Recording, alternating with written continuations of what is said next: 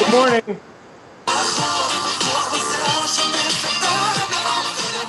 I have a question.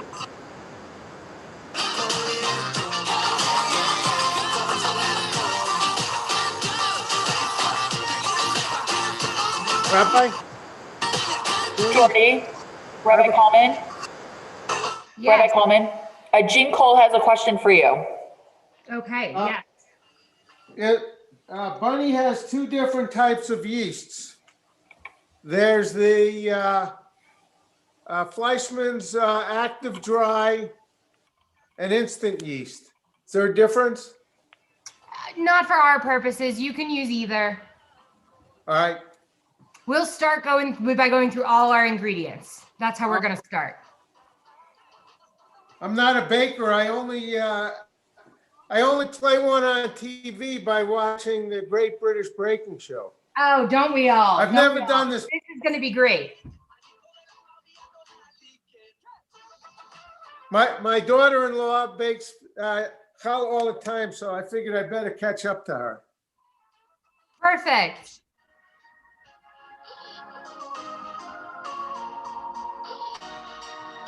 Bunny isn't here, so I'm in trouble. You're going to be great.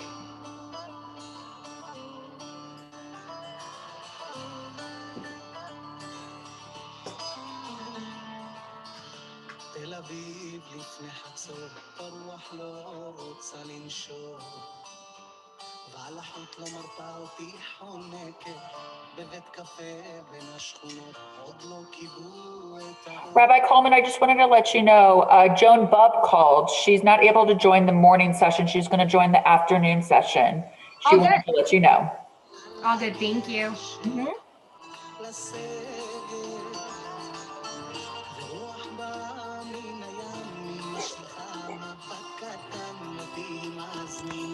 Is the morning session putting everything together, and in this afternoon we bake? Yes, we're going to walk through the whole plan.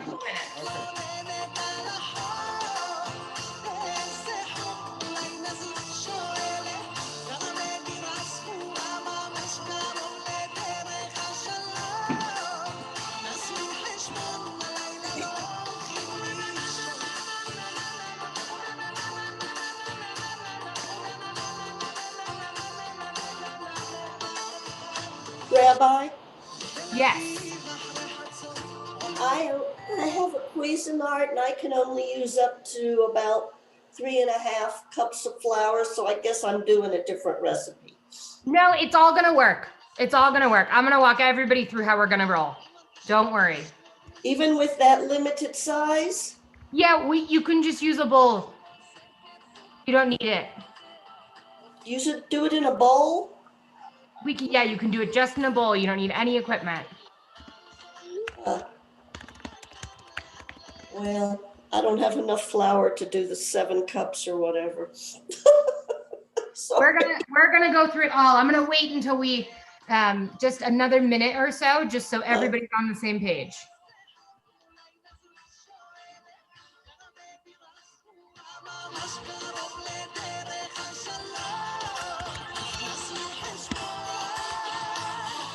And Rabbi, is there such a thing called like challah rolls that you could do instead of making one big challah? You can make multiple. Yes, we're gonna talk about that too. Oh wow! You're all jumping the gun here. Well, I'm a dummy. All these other people know what they're doing. No, you don't need to know anything. It's gonna be very easy. I promise. Okay, I have a question. Yes, Carol. No, I forgot. So we're gonna make a big one right now, and we need like flour. You haven't mixed the yeast or anything yet. We haven't done anything. Let's start now. Okay, so we're gonna walk through everything you need, and we're gonna walk through so we're all on the same page. So I've got, if you go to in the top right corner to view, if you choose speaker, you're gonna see 2 of me. You'll see this me and this me, so that you can see my bowl. We're getting real fancy around here with the dual camera. So if you put both on, we'll be able to see you. And if you put your video on, I can see you too. The best way, just a little housekeeping, if you haven't come to one of our cooking classes yet, if you have questions, you can unmute yourself or you can type in the chat, and Lauren, who is the best, is going to be watching the chat, and Lauren will make sure I get the questions. Okay. So we are going to start. We keep everybody muted because and Lauren will make sure everybody stays muted because it helps us stay focused. Let's walk through everything we need, so we're all on the same page. So first, for ingredients, we want flour. I use bread flour. If you don't have bread flour, you're going to be fine with regular flour, with all-purpose. It's all good. I buy 25 pounds of all-purpose and 25 pounds of bread flour and keep them in the house at all times. So I'm crazy. Not everybody is. So flour. You want some just regular plain white sugar. You want yeast. So I buy yeast in 1 pound increments, the big blocks. If you have packets, we're going to use the equivalent of 2 packets. A packet is 2 1/4 teaspoons. So we're going to walk through when we do that. Don't worry about it. We have yeast. If you have active dry, you have instant. It's not going to make a huge difference here. Altitude baking can be challenging, but the upside of altitude baking is with bread because yeast rises faster at altitude. So we have a little advantage going for us. So we want vegetable oil. You don't need very much, just a little bit. We need salt and 2 eggs. That's our dough plus a little water, which I'm going to assume everybody has access to some water. That's what we need for our dough. The way this is going to work this morning, and then I'll look at supplies we need. The way this is going to work, we're going to make our dough now. Then we're going to let it rest, and we're going to come back at 2:30 to do the second part, which we can talk about a little later once we make our dough. I'm going to take my ring off. If you wear rings and don't want dough in them, this would be the time. Got a little dish over here. So in terms of supplies you need, there are 2 ways to do this. If you have a stand mixer, you can make it in your stand mixer. If you don't, we're going to make it in a bowl. I'm going to do it the bowl way and give instructions for the stand mixer if you're using a stand mixer. But it works beautifully either way. So if you have a stand mixer, you want your dough hook and your beater attachment. You want both of those. If you are using a bowl, you want a whisk and a spoon. If you have a wooden spoon, that works pretty well. It helps with your doing dough. It changes how it sticks to the spoon. I'm a little backlit here, but I've got the curtains closed. It's just a beautiful sunny day. So we'll make do. You want a bowl if you don't have a stand mixer. You're going to use a bowl, any kind of bowl you have. And then you need some measuring cups and a fork. We need a fork. A fork. And either a glass mixing cup or a small bowl.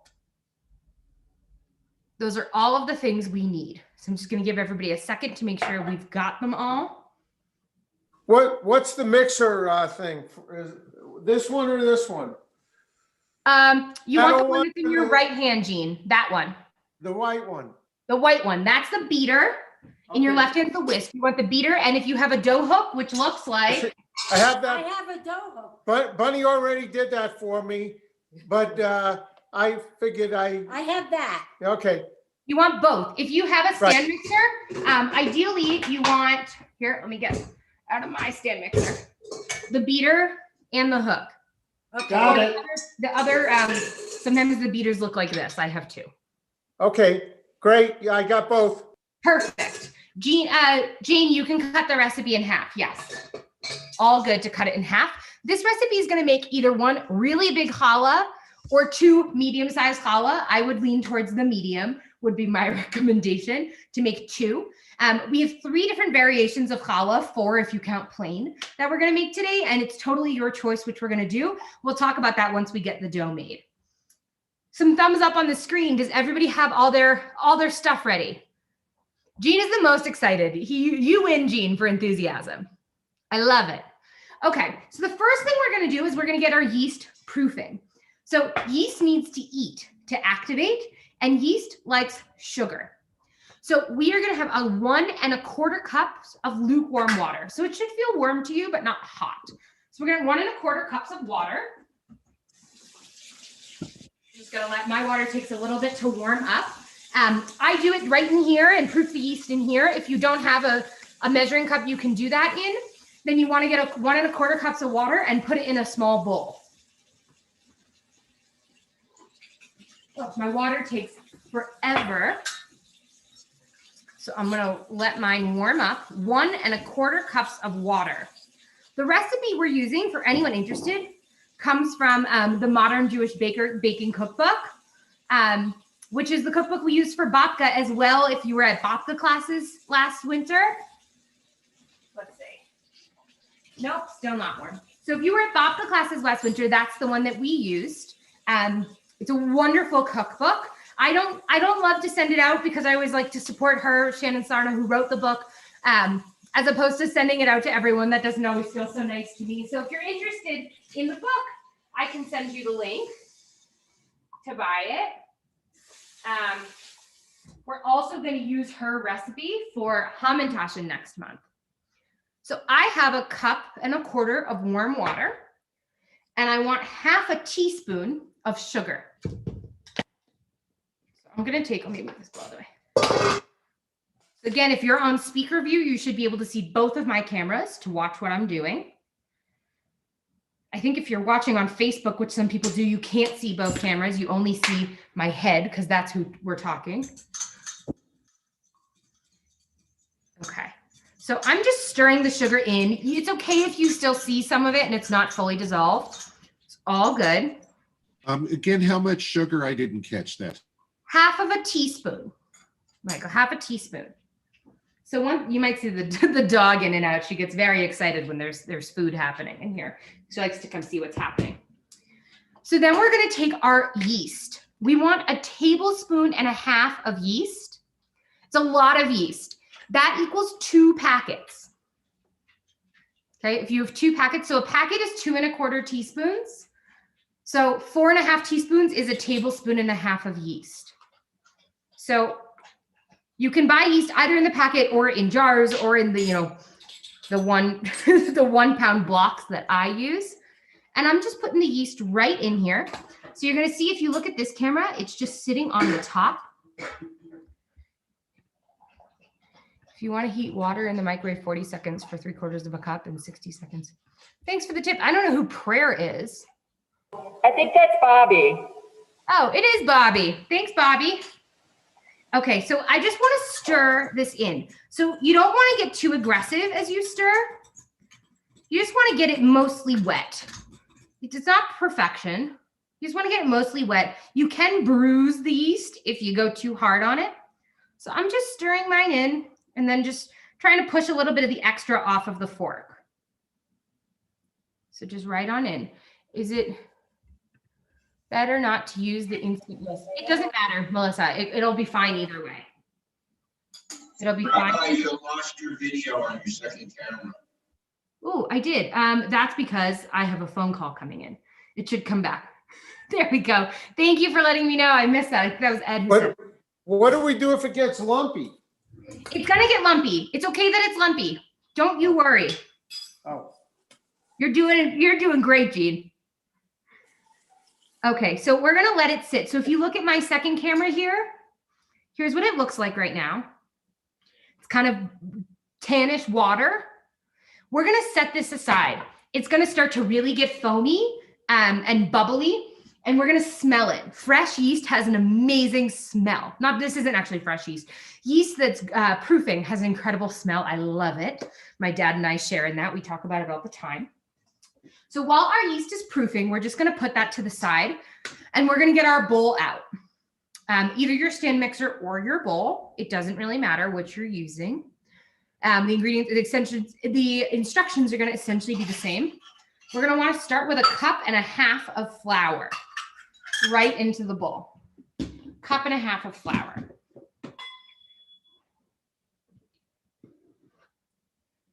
So there's a big sort of debate. Once you get sort of further into baking, bread specifically, you really want to work with weights as opposed to cup measures, because my cup and your cup are going to weigh totally different amounts. That's the only really big criticism of this cookbook, is as people get more into baking, hers are all in cup measures. But it's a great recipe. It's pretty foolproof.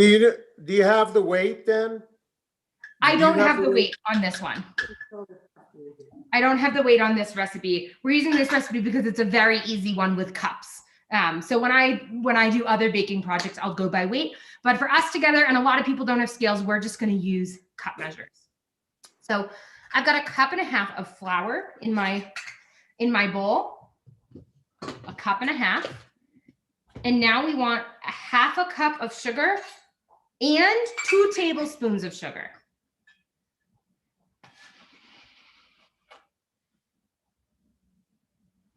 So 1/2 cup, and then add 2 tablespoons beyond that. So you'll notice this challah isn't going to be extraordinarily sweet, but it has much more sugar than it does of salt. So I'm sorry, was it 1/2 cup of sugar? 1/2 cup with 2 tablespoons. Okay, thank you. 1/2 cup with 2 tablespoons. This recipe is going to have a much more sugar than it does of salt. That gives challah sort of its signature flavor. It is a little bit of a sweeter dough, although this dough works really well in savory flavors of challah. But yeast really likes sugar. Yeast feeds off of it. And so this sugar is really going to help our dough get a nice body to it. So we've got 1.5 cups and 2 tablespoons of sugar. And then we're going to put the salt in. So we want 1/2 tablespoon of salt. If I can find my 1/2 tablespoon.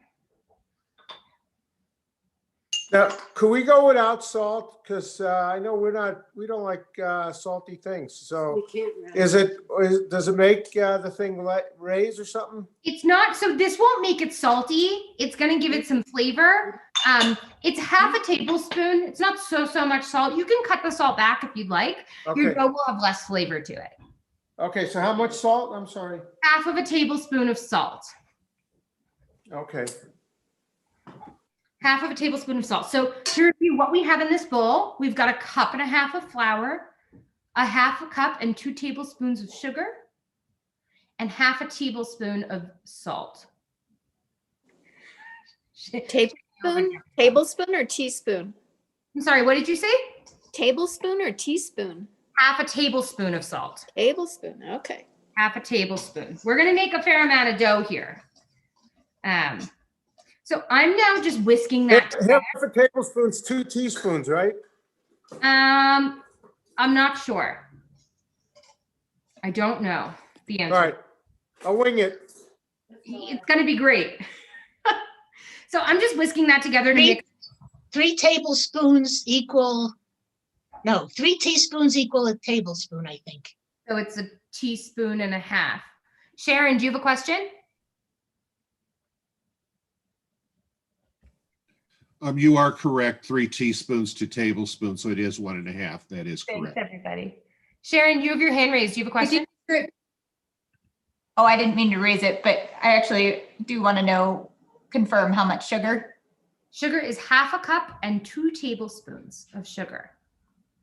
So if you're using a stand mixer, you want your beater attached right now. That's this one.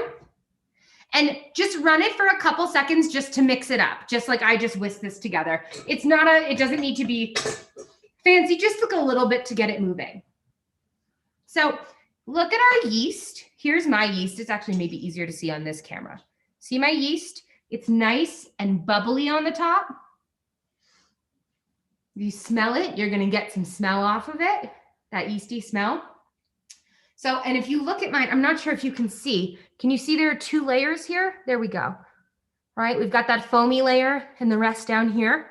This yeast is happy yeast. It's ready to go. If your yeast has not changed, if it looks like it's just some flecks sitting in water, sometimes yeast can go bad, or it can be too cold, are things that can happen, and we want to try again. But you should be able to smell something off it. I love the smell of yeast. I look like it's like a mug of coffee here, but Michael, it looks lovely.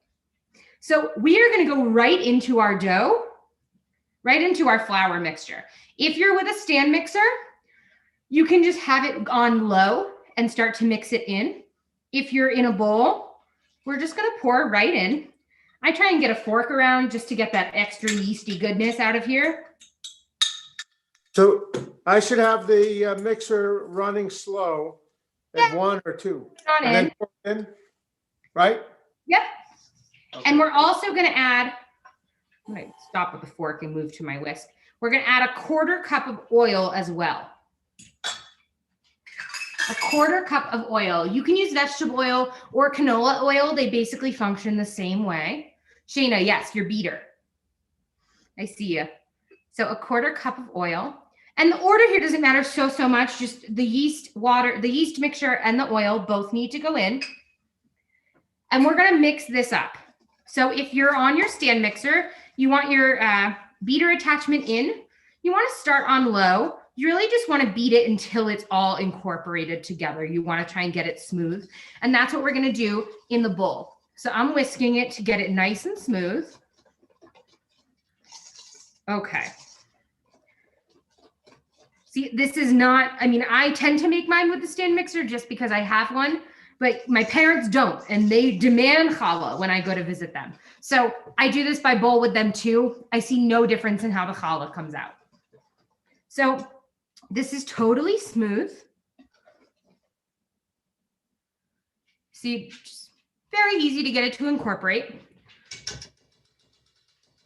You don't want to overmix. So you can overwork a dough in various different ways. So we don't want to mix it too far. Once we see that it's at the texture that we want, which is this just very smooth, like almost like a thick pancake batter, we're going to leave it alone, right? And say no more. Let me step back and not make a mess. So give me some thumbs up when we're all mixed in here. How much flour do we have in at this point? Only 1.5 cups. So for you, Jane, you want 3/4. Okay, because it didn't look like much. No, it's not. We're going to add more flour. It's coming. Okay. It's coming. We're going to slow build so we get a good texture to our dough. Are we all mixed together? Some thumbs up here. Cohen girls, you mixed? Sammy and Lily. Is it 1.5 cups of flour or 1.75 cups? 1.5 cups right now. That's all we've got in here. We're going to add more flour. The 3/4 was for Jane, who's halving the recipe. Okay, so our next step, we're going to add another cup of flour. So 1 cup goes into the mixture right on top. 1 cup and 2 eggs.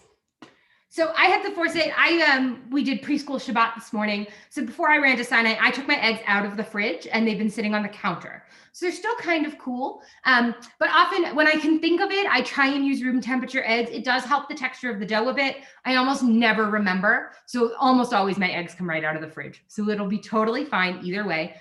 2 eggs right on in here. So I threw the flour right in, correct? And Yes, then flour right in.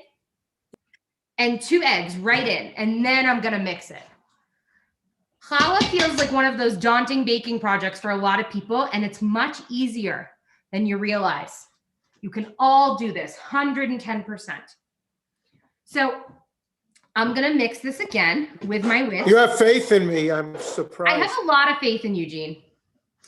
So we're gonna mix it again. If you're in a bowl, we're gonna use our whisk. If you're in a stand mixer, you still wanna use your beater attachment.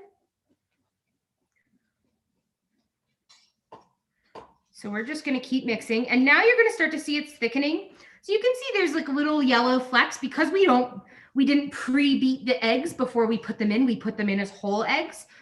They're just getting broken up in here as we go. So as we mix, you want to try and get lumps out. If you're seeing lumps, that means that there's clumps of flour that haven't quite broken up yet. You want to get this should be as smooth as our first pause was, but thicker. Okay, so I'm pretty happy with the texture of mine. If you look at my second camera, you can see. It's still really runny. It doesn't look like a dough yet. It's going to become one, I promise. It doesn't look like it. So once this is all mixed together, we're going to retire our whisks and our beater attachments. We're done with those. So if you have it's supposed to be a thick drip as opposed to thin before. Yes, it's going to be pretty thick, drippy. Okay. So what we want to do, if you're on a stand mixer, you want to move to your dough hook. That's this guy. They come standard with all mixers. you want to move to this one. If you're in a bowl, you want to move to your spoon. Okay, I'm going to put my whisk in the sink.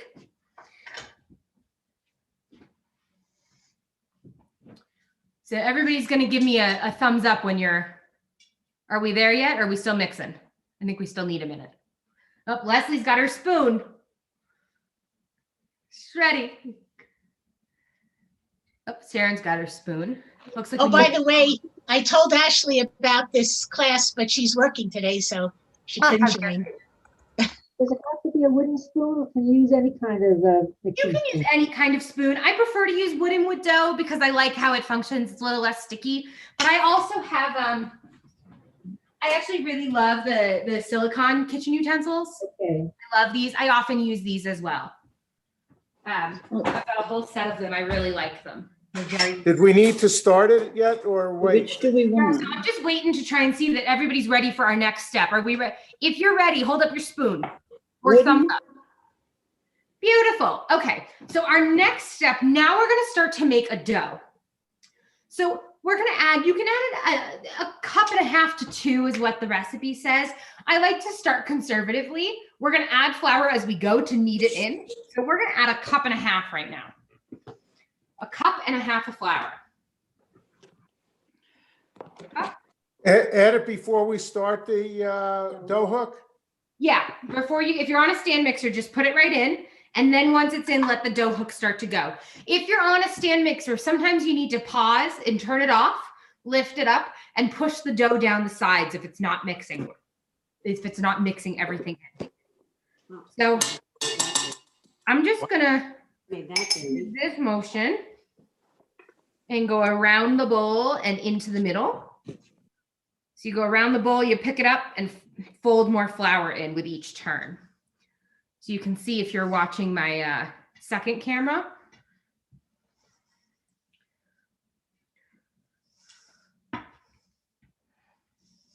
So now we're starting to look like a dough, huh? What do you think? One recipe suggested. What does a dough look like?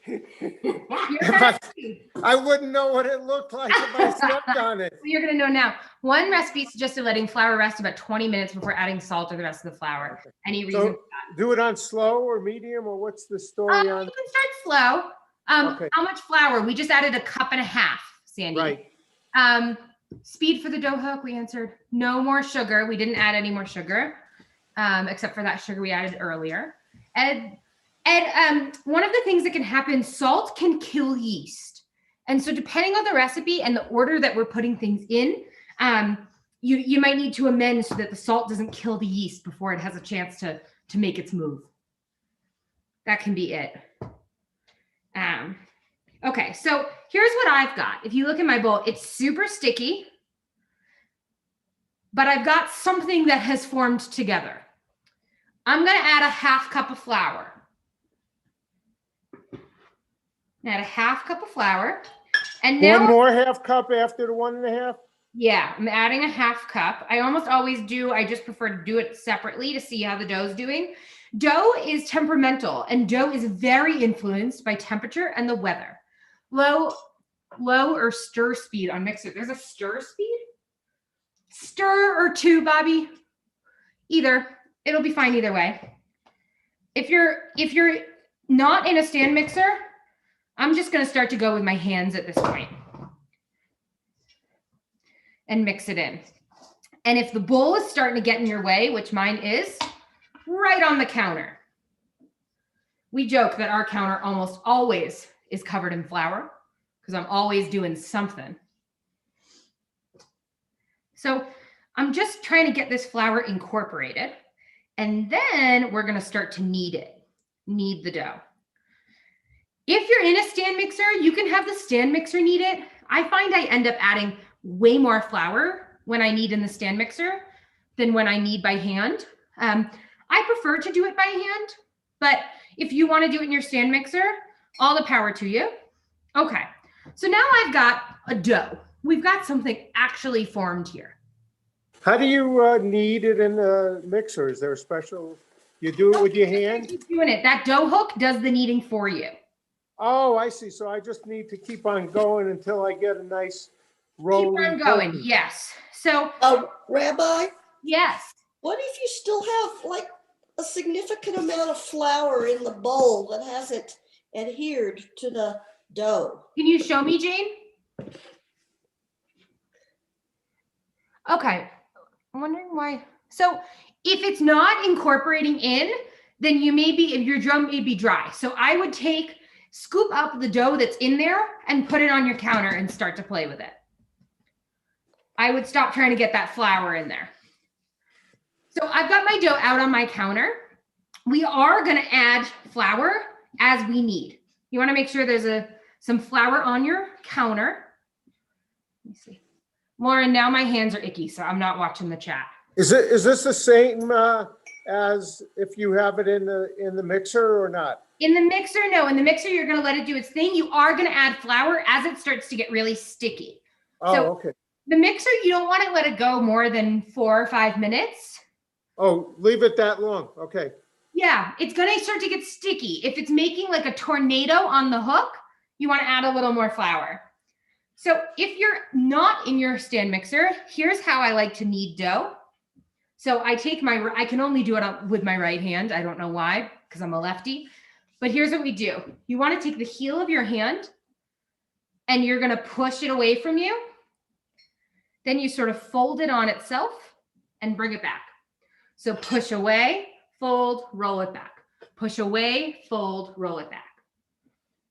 And this is the motion. If it is sticking to you a lot, add a little flour. This recipe accounts for the fact that we are going to add flour as we need. You don't want to add too much flour. If we add too much, our challah is going to be a little dense. Sometimes, Matthew, and I like it a little dense when I'm lazy and not paying attention or whatever it happens. We kind of like that sometimes. But we're going to try for light and fluffy today.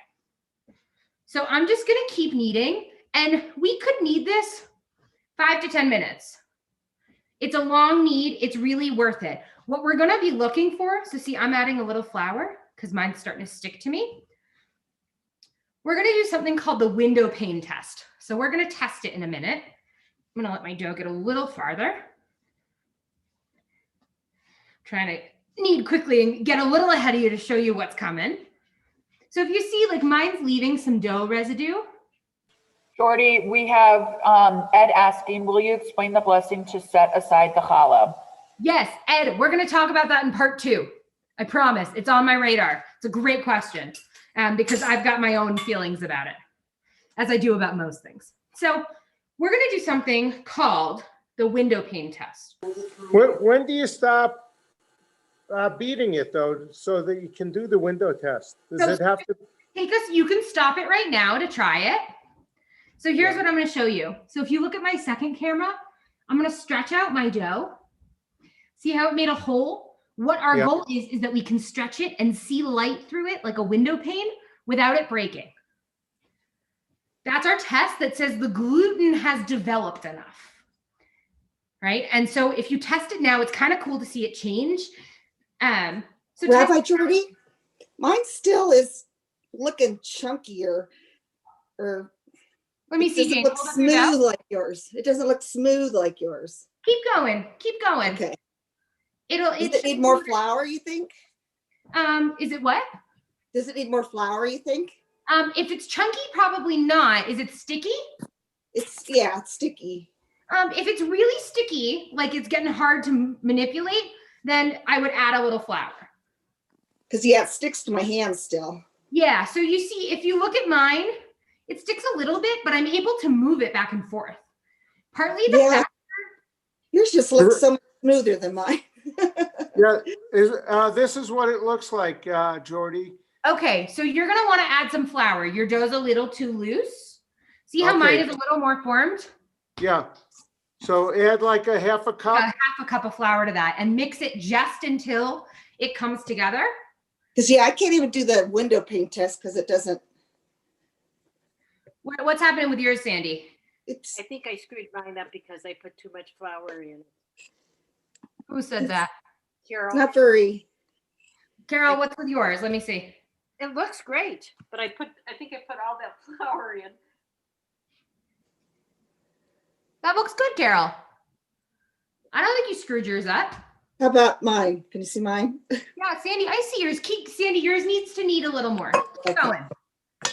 It's a lot of work. I will tell you that I have ended up in a wrist brace with tendonitis from kneading dough before, which is an embarrassing injury. When people say, oh, what happened? I say, I made too many baked goods. But it's really worth it because what you're doing now is you are poking at the gluten and telling it, hey, buddy, let's get moving. Gluten is what gives bread structure. That's why gluten-free bread is such a challenge. Gluten-free challah is really challenging. It's very hard to find a gluten-free challah that you can braid, that has enough structure to it that can hold onto itself. Mine's still a little sticky. It's okay if it's a little sticky. So I'm going to test mine again. It's nice and soft, right? But it's intact. It doesn't go there. Okay. So look at the difference in my dough. You see? I can see through it and it's, oh, it finally broke a hole. Eventually it will break a hole. Yeah. But it made it a lot farther. I'm going to give it maybe like another minute, 90 seconds. And I'm going to call it a day. Anybody's arms a little tired? I want to give a shout out to Rabbi Callman for when she made gluten-free challah last year. It was really good and it had good structure. So now that you all see this, this is the challah that we made over 100 of for Zoomathon. Oh, wow. This is what we made. So we did this a lot of times. It was 25 of these is what our challah was. Is this better? Jean, it's still looking kind of loose. I would pull it out of there and try to put a little more flour in. So see how I can hold mine as a ball? It doesn't look like you could hold yours. Not yet. Do I need to mix it or add flour? I would add some flour and maybe move to your hands. Maybe a quarter cup or something instead of a cup. I think you're over mixing the flour in. Okay. I would take it out of the stand mixer and do it by hand or with a spoon. Rabbi? Yes. I can't really get it to be very translucent here. It looks kind of stiff. Yeah, what does that mean? Okay. I would leave yours, Jane. I'd leave it alone. I think that's a dough that's telling you no more, please. Okay. I'm gonna get just a tiny bit of flour on mine. Okay, I wanted to, Rabbi, I wanted to see what you thought on this. Let me see. That looks pretty good. That looks pretty good. Is it you want to try and get it into one piece as opposed to pulling it apart? So I feel like mine's rather stiff also. So I'm going to stop. Yeah, if it's feeling stiff on you, leave it alone. Okay. Bread talks to you, it communicates. You just have to be listening. Natalie, that looks lovely. Good? Yeah, so here, I'm going to show you mine. Does everybody see mine here? Yeah. It's nice and it's pretty smooth. That's what we're going for. It's got a little bit of stick to it, which is fine. We don't want to get it too overdone. So what I'm doing now, I'm just pulling the bottom together to make a nice ball, right? If you pull the bottom under and you sort of fold it under, it's going to give you a nice ball. And so there's, you know, often recipes will tell you, then take a clean bowl and put the dough back in it. That always feels like another thing I have to wash. So I take the bowl I already used, I scrape out sort of the extra flour and dough right into my disposal. We'll do that. And then I don't really want to wash another bowl. So I'm going to take the lazy way out and just spray the bowl. You can use the vegetable oil as well. You want to lightly oil your bowl, just enough so that the dough is not going to get stuck to it. So, With that one. So Jordy, is this just, Bunny just needs to knead this, right? Yeah, that's looking much better, Bunny. Yeah, a little We more brought flour. we brought the pro in. A little more flour. So But I got oiled my better bowl. hands, so I'll probably need it. I oiled my bowl, and I'm just going to put my dough right in it. I cover my dough. You can cover it with plastic wrap and pull it tight if you'd like to do that. I cover mine just with a towel, typically. Just take a clean kitchen towel well, now it has flour on it from my endeavors here, which the dog's licking off the floor. And I cover mine up just like that. Doesn't have to be tight. I'm gonna put it, you want your dough, yeast likes to be warm. You don't want it to be too cold. So on a really cold day, I'll put my oven on and let it sit on the stove just to give it a warmer environment, which I might end up doing today. Sometimes it helps warm me up too. It was 58 in this house the other day. So I'll take the warm up. So we're gonna get our dough settled. I wanna talk a little bit about what our next steps are gonna be. So I'm just gonna make myself a little bit of a clean space. If you don't own one of these are the greatest tool in the whole world. It's called a dough Where should we scraper. put the bowl? Where should we put the bowl? In the oven? Or keep it warm? You can just put it right on the counter unless your house is really cold. I'd put the oven on and put it on top of the oven on the stove. If you Rabbi, have a stove over it. we have a question from Laurie. When I need dough to rise, I do a load of laundry and set it on top of the dryer. Oh, that's so smart, Lori. That's next level. Unless you have stackables, and then it's a little tough. Yeah. And then Let's not put it on our. Ed Rosenfeld asks, can you use the proof setting in the oven? Yes, if you are fancy like Ed with a proofing setting on your oven, then yes, you can use that. My parents have one. I am deeply jealous about it. The two things I've told Matthew, one day he needs to build me a kitchen with a proofing setting on the oven and a tap right over the stove so you can fill a pot of water right at the stove. It's next level. What's a proof setting? It's a setting that some ovens have, not all. Like mine does not have it. It basically just puts your oven on a low temperature to make a really nice environment for the dough to rise. It helps it go. Are we in deep trouble here? Shayna, Or looks did we great. just need to keep on kneading? I'm wondering why it's so wet.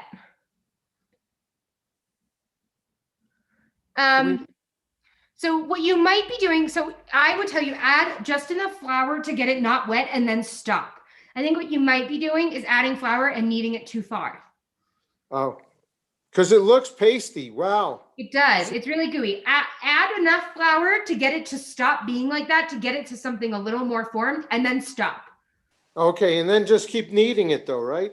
No. No, stop kneading it. Once it comes together, stop kneading it. It's telling you to leave it. It's saying, leave me alone, Jude. That's what your dough's saying to you. The Cohen girls would like to know if their dough looks ready. Sammy Lily, it's beautiful. Beautiful. I love it. So we're going to put it in a bowl. So our next steps here, we have options in our challah. We wanted to offer you something that's like a little fun. So I make stuffed challahs pretty often. So that's one of the options. If you want to make a plain challah, we can make a plain challah. And we're offering 3 different dough variations today. We've scallion pancake, apple cinnamon, apple spice, and butter. Butter makes like Matthew loves it. It's like a croissant challah hybrid. What could be bad, right? Yeah, Shayna's like, huh? What could be bad? So we're gonna do all of that when we come back in our next round. If you want to be prepped for that, you can make as many challahs or challah rolls out of this dough as you want. So if you want to make all 3 flavors, make all 3 flavors. I told Lily that that was an option this week in her jaw drop. Spray that with Pam. So what we're going to do, just to get us a little prepped in case you want to do it before we come back together, grab my... Hey, Rabbi? Yes. Does it matter what type of apples? No, Sheena, it doesn't matter what type of apples. It's whatever you have, whatever you prefer. So if you're going to do the scallions and you want to come prepped with scallions, the more the merrier on the scallion front. Truly, truly. You can't have too many in this challah because challah fillings, you're going to feel like you're putting a lot in, but it's like they disappear. How's this, Jordy? Is that better? It looks much better. Put it in a bowl and leave it alone. Okay. It's beautiful. So with our scallions, that's not the knife I wanted. You just want to prep, so you should be able to see me in this camera. You want to, nothing magic about them. My hands are still all floury. You just want to chop them into like little, I'll show you in a second what the size is on these. You can use the whites and the stems and the greens, both sides, both pieces. Just that way. Little pieces. Nothing magical about it. The other things we use for this challah, and I'll cut more scallions. Like I said, the more the merrier. This is I make a bajillion challah flavors. This is my dad's favorite of them all. Shayna, if you use a whole bunch of scallions, like you'll use a lot of them. If you're gonna make a big scallion pancake challah, you want a lot of scallions. Depends how many you want. I often cut the whole bunch and then I use it for other things since it's already chopped. Rabbi, you got a comment on Facebook from Roberta Richmond. Says she is getting very hungry. Who says she's getting hungry? Roberta Richmond from Massachusetts. Okay. Is there a question or is that it? No, I'm just making a comment. Thanks, Lauren. So the other thing we can do for scallion pancake challah, we want to use some sesame oil. So I'll just put mine in a little bowl. I'll probably pour some right into here. And then you can either use your finger or any kind of a brush. So if you've got a basting brush like this one with the little fringies, or a pastry brush, or if you don't either of these, you can use your fingers with the sesame oil. And if you have sesame seeds at home, it'll be great in there. So you want to grab those. I have Is that for now or this afternoon? This is for this afternoon, just to get everybody prepped so you know you can decide what you want to be using. These I mix white and black because I like the mix of them. So those are the things you need if you want to make scallion pancake challah. If you're going to make apple challah, it depends what you're looking for. Usually we only have green apples in this house. I do it with green apples. People don't tend to bake with them because they're a little more sour and tart. I like that. Depends what you want. So I've got this apple here. I'm just going to wipe my knife off so it doesn't get too scallion-y. So if you're cutting your apples, you can peel them or not. I like apple peels. I'll sit and eat them just straight if I peel them off an apple. So it's really up to you. If you're going to cut them, I'll show you about how I want to cut them. So you want to think about the bite size within a piece of challah. You want your apples to be cut pretty small. So I cut mine in slices across, and then I dice from there. Oops, I got stuck on myself. So you make like I cut into matchsticks, and then I turn them this way.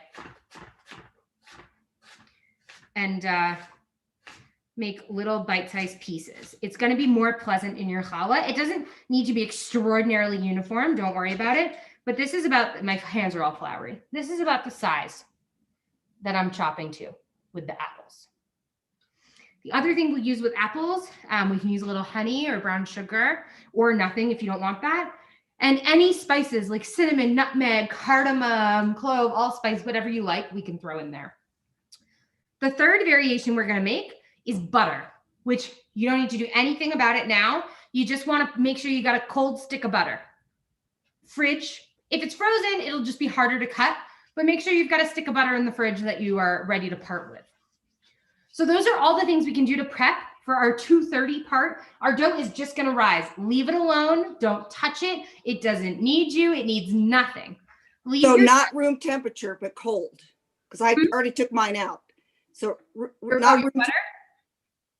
not room temperature, but cold. No, yeah, I like to work better with a cold. If it's room temperature, Sandy, it's going to be great. I mean, you're putting butter on challah. You shouldn't lose sleep over it. It's a delicious endeavor. But I like to work better with it cold. I find it a little easier. Okay. Is the sesame for now, do we leave it room temperature? Or is that another We've got two people talking at once. Lenore, go ahead. Is the sesame oil part of the scallion challah, or is it a separate challah? It's part of the scallion challah. It's part of what's going to give us that flavor. A question from Ed. Any benefit to multiple rises? Great question. With another dough that we're looking to get more structure to, yes. With challah, not really. Although that said, we're going to rise it again after we braid it. We're going to let it, because we will have messed with it. So we'll have a second rise. With other bread doughs where you're looking for more structure than challah has, you want to, we'd futz with it, we'd fold it onto itself and then leave it again to rise in the bowl. We're going to do 2 rises, but once it's braided already, because we will have manipulated the dough so much. And that's one of the things that helps when a challah spreads. When it spreads a lot in the oven, it often wasn't proofed long enough in that second proof. So all we're going to do together in our second one, not all, we're going to stuff and braid our doughs and set them up to bake. And then I'm going to leave you on your own with baking times and ask everybody to send me pictures because I want to see how they come out. But that's what we're going to do together. Do we leave the bread, the dough now just sitting at room temperature? Yes. Or as opposed to heat warm or whatever? I don't have a proving oven, so just leave it at. Mine is sitting at room temperature and it'll be delicious. Okay. Can we use raisins? Yes, you can use raisins. Whatever you'd like, you can absolutely use raisins with your apple if that's your taste. And you don't have to do all of these flavors. You can pick and choose what we're going to do later. If you were doing it on your own, what is the period of time between the dough rising and getting it, and starting to braid it and everything? I like to leave mine for 2 hours at least.